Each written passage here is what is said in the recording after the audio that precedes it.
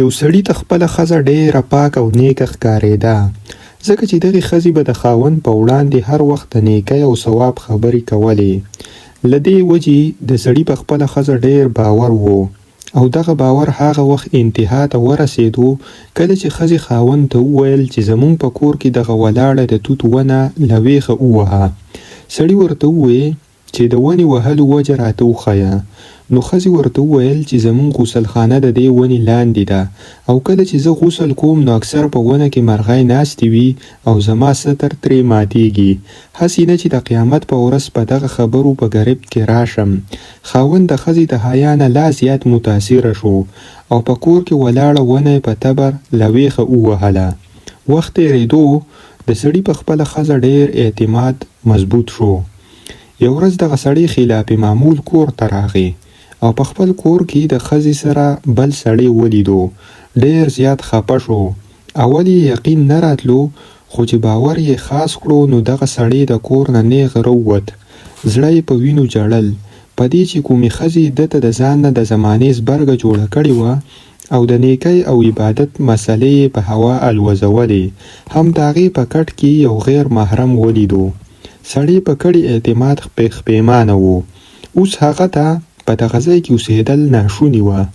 سړي مخ سر رونغښتو او په هېوادونو پناه شو. ډېر لرې یو ښار کې محنت مزدوري شروع کړه او ډېر زر د سرو سپینو مالک شو. لوی سوداګر شو، ډېر تعلقات یې هم جوړ کړه. د دغه ښار د والي سره ډېر نږدې اړیکې قایمې شوې، عین تر دې چې د یو بل ځای ته به هم تلل راتلل. د ښار د والي ډېر دوستان او یاران نور هم وو، خو یو پکې ډېر متقی او پارسا وو چې هر وخت به په ذکر اذکار کې مشغول وو.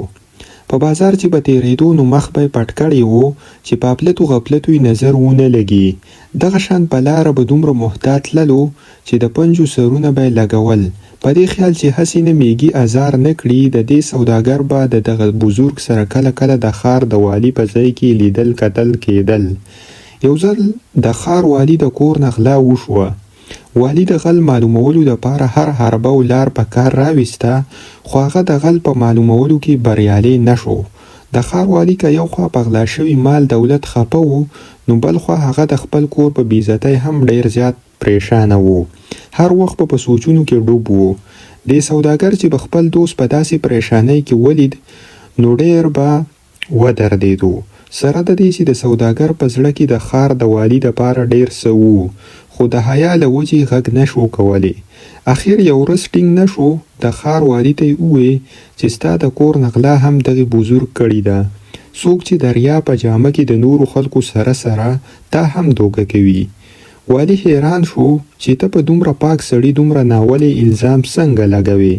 سوداګر ورته وویل چې د بزرګ د کور تالاشي خو واخله، بیا به زما د الزام په صحت په خپله پوهه شي. والي چې د بزرګ د کور تالاشي واخیسته نو هغه ټول مال دولت ترې برآمد شو. والي خپل سوداګر دوست ته وویل چې دا غل تا څنګه معلوم کړو.